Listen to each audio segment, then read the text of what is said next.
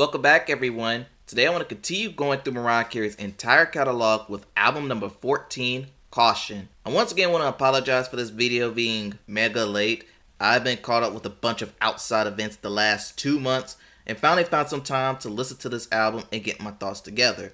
As for this cycle, a reminder that we're in late period legacy act era for Mariah, and this is her most recent album to date, well, at least as of the making of this video. And this will be the final album before becoming a holiday nuance in the TikTok era of music. So let's take a listen. Before we begin, if you want to see music bios or more good videos like this, hit the subscribe button.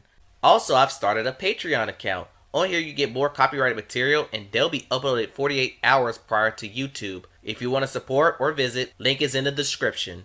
And without further ado, on to our feature presentation.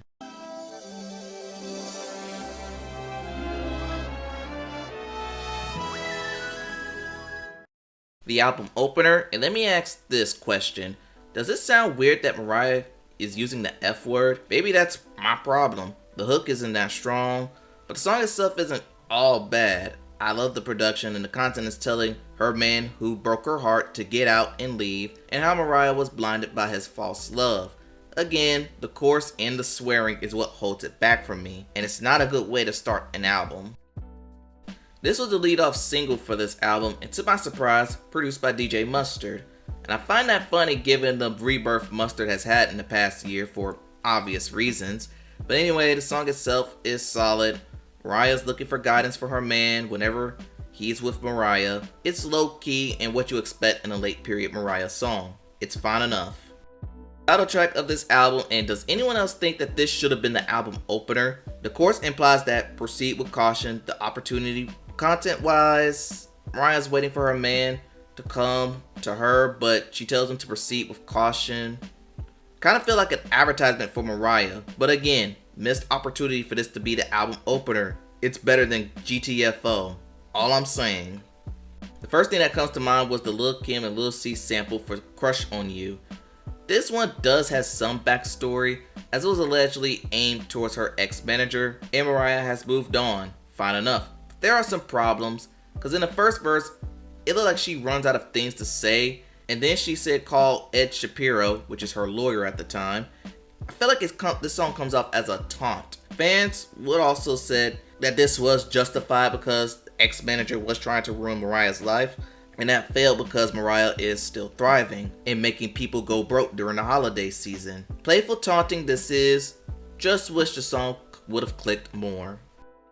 With a song opening with the spelling of spirit, spelling in songs rarely work for me, but fortunately, this is the only time you hear the spelling here, as this winds up being a pretty good song.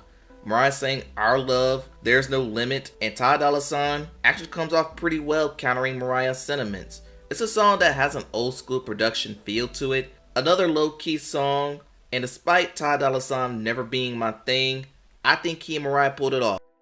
The song starts off with an Eddie Murphy reference and features a verse from Slick Rick, but I think this song is very odd. For one, it's the longest song on the album, clocking in over at 6 minutes. Mariah's telling a story about a summer love, but is cautious about her past. While Slick Rick provides decent wordplay, he doesn't add nor take away from the song. And that wouldn't be the end of the song because there's a 2-minute outro which references GTFO, and again, doesn't add much to the song. Even with decent production, I felt like this had a lot of ideas. Perhaps it had too many ideas going for it at once. Looking at the title, I thought it was going to be another longing for your lover in the past, even though the love has moved on type song. But this song is far from it, as it seems Mariah is so in love with this guy and his bedroom skills. She wants to go round after round, as Mariah doesn't want this love to end. It's another playful version of Mariah, and I realize how much fun this song is. I could consider this a highlight on the album. I embrace nostalgia bait for this song, but I don't know why this is called 8th grade. Could the content means emotional dependency, as the chorus says, I'm not your world? Could this be interpolated towards the lambs? She challenges listeners to take it as it is. And I think that's the main goal of this whole song. The goal of this song was come up with your own meaning with what this song means, which leaves it kind of vague, so I could easily say take it or leave it.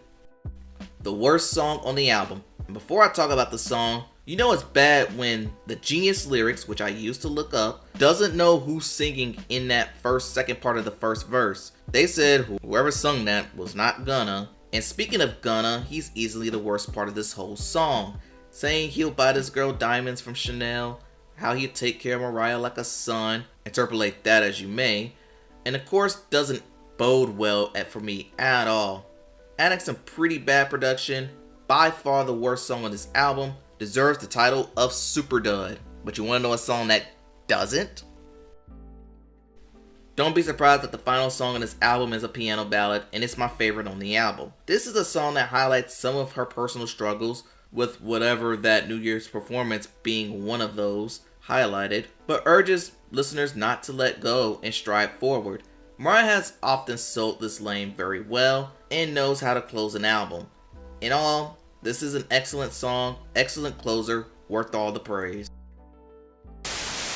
And that concludes this album review. Honestly, for a late period Mariah album, I'm surprised that this one worked. Thank God it was only 10 songs, so it wasn't hard for me to get through.